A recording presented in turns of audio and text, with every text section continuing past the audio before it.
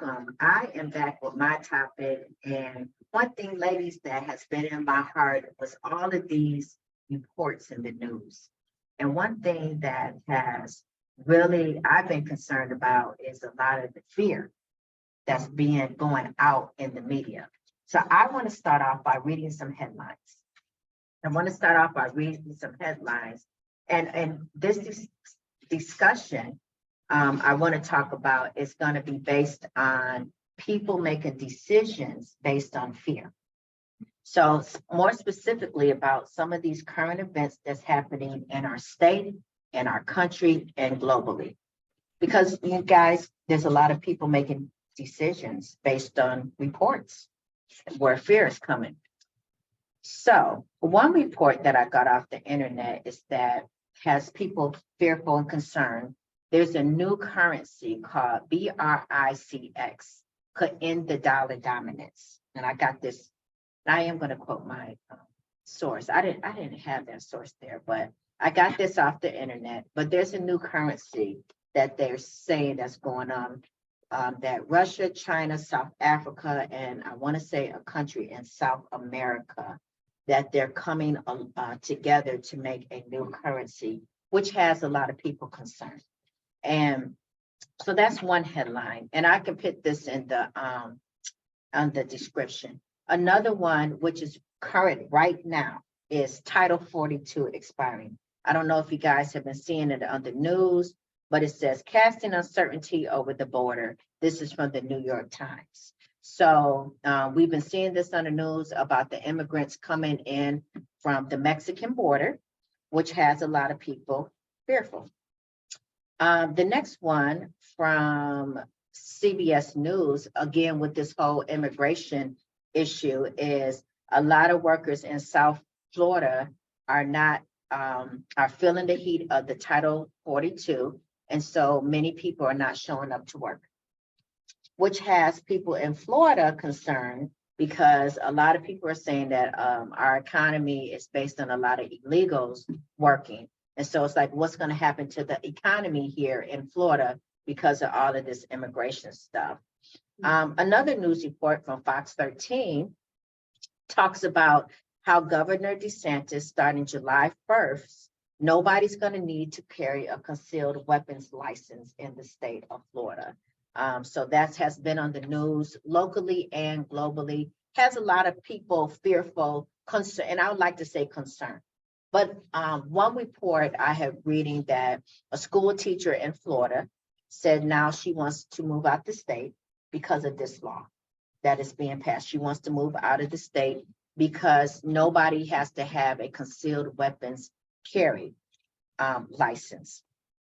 And some law enforcement police officers are concerned about this as well. And they're considering leaving the state because of this. And I got this again from Fox 13 News. Here's another headline. Trans youth are leaving Florida for the states that feel safer. All right, so transgender youth are leaving the state of Florida, which we live in. We live in Florida because they're not feeling safe here. Again, a fear. Another, and I'm pulling headlines from because we live in Florida. We're broadcasting from Florida. So these are some of the current things that's happening now that's causing people to make decisions based out of fear. Last one. NAACP Florida State Conference recommends travel advisory to the state response to African American Studies ban. And again, that was a report. I mean, I wanted to speak from my community as the African American community. I have been hearing a lot of conversations going on where there are a lot of my community feeling certain ways about the different laws being passed here in Florida, which are causing some to think about whether they're going to stay in the state and or move to the state. And so I've been having to have a lot of these kind of tough conversations with different people based on current events that are maybe inciting fear amongst the people. And so one thing I can speak, and then I want to open it up for discussion. I have decided personally that I'm not going to make any major decision based on fear. I don't care what the headline is. I don't care what law is being passed or what going on. I have just learned in my life not to make decisions based on fear and run away from potential problems, because there's a saying that says fear, false evidence appearing real, right? And so I choose not to make decisions. I have come to the place, I have grown to the place of not making major decisions based on fear. However, I try to be knowledgeable of what's happening, what's going on out here, but I just learned to not run away from problems, situations that can be changing from day to day. So I have a question for the audience, for the panel, and for you guys online. When was the last time you had to make a major decision, and was fear a factor in it? And here's another question. Have you ever made a decision out of fear and it was a mistake? What would you do differently? And that is my topic. So everything that I have said, and like I said, I was just pulling some things for the headlines, not for us to get into a debate about it, but these are some of the things that's causing people to make decisions out of fear. What are you guys' feedback on? Well, I think, first of all, while you were talking, I was thinking through my mind, how do you recognize when you're in the middle of a decision that you're in fear? Mm-hmm. I think that's a starting place. We need to know what is the motivation? Mm-hmm. Why am I being forced to make a decision? Mm-hmm. Am I being forced, or is this a quality decision I've thought through? I think those are some questions we have to ask ourselves. Yeah. So that we know, what is the motivation behind these decisions? Yes. Yes. And I know for me, being younger, I always try to research, because I found, and then just talking to my mom, who's a state official, a lot of the things that's put out in the media has an agenda, or it has a purpose. And it's just like anything, like if you go to a used car salesman, they're trying to sell you a car. So just being mindful to research more about, what that topic is or what the decision is, and how it not only affects me, but how it might affect my husband, my kids, because that's important. And then to answer your question, for me, I had to make a decision not to do certain things when it came to battling with lupus, take certain medicines and stuff, where at one point it was fearful because I was told if I wouldn't take these medicines and do these things, I wouldn't live. And so I had to get to a point in my faith and just my courage to realize I was suffering more personally. This is me because of the medicines, because I was up to 16 pills a day because I was taking the medicine for the side effects of a medicine. Mm-hmm. So I think that's why research is important. Yeah. You able to find out other options, you able to find out things to help you combat that fear that you may be being told, or you may feel in that situation that's forcing you to make a decision. Well, personally, I teach my clients the brain technique, which is what are the benefits and risks? What are the alternatives? Where does your intuition or your peace lie? And what happens if you do nothing? And so this is something I teach all my clients, but I also try to use this technique even with my son and even with my mom, let's think through things a little bit more and not be bound by fear. Yeah. Because, I will tell you that when I was going through my separation and divorce, I was crippled by fear. Mm-hmm. And I definitely made that decision and some of those decisions out of fear. Mm-hmm. And, that's just, that's not the place that I want to be anymore. Yeah. And so I try to take a step back when I'm having to make a major decision. And you asked, what's a decision that we made recently that was it based on fear? And I recently had to make a decision whether I was gonna sell my house or not. You know, my house was on the market, I think y'all do. Mhm. My house was on the market for about a month and a half, you know, and the market was pretty hot when I first put it on the market, but there were so many houses on the market that it didn't sell fast. And, you know, I was kind of coming up against, am I gonna be fearful that I can't pay for this mortgage anymore? Or am I gonna allow for a miracle to occur? And, you know, honestly, I just had a lot more peace about some things that were spoken over me that, instead of reacting to the fact that I didn't have the money to pay the mortgage. Mm. And a lot of people would say, well, that's senseless. You know, there's no sense in that. Where's the common sense in doing that? But at the same time, that's not the way I operate in my household. And I like what you said about, you know, somebody spoke on you. Mhm. And I believe this is the time, especially in the country, for us to speak to each other. More kind, more empowering, because you guys would be surprised how many people live in fear every single day. And it doesn't matter income, it doesn't matter race, it doesn't matter the demographics. There are people that are living in fear every day, making decisions based out of fear. And we're seeing the evidence of this come out. Look at all these mass shootings. Some of this has happened because somebody with a gun is in fear of something. Mhm. So they feel that you can say, well, yeah, evil, yes, evil, but some is the fear. And for others, there are people that have totally isolated themselves because of fear. They're isolating themselves from just life. So I think that's important. I see it's a huge problem in our nation, and in our state, and just in our local city. I had to have a conversation with somebody. There's a lot of young people, especially Gen Z, Mhm.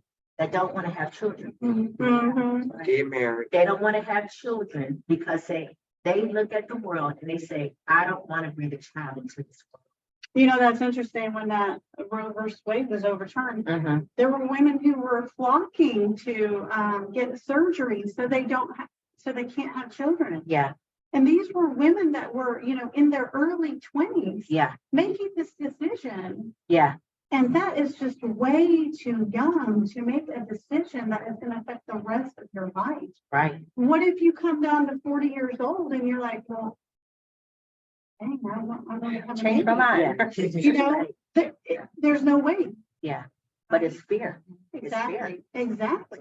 Yeah. There's total fear behind it. Yeah.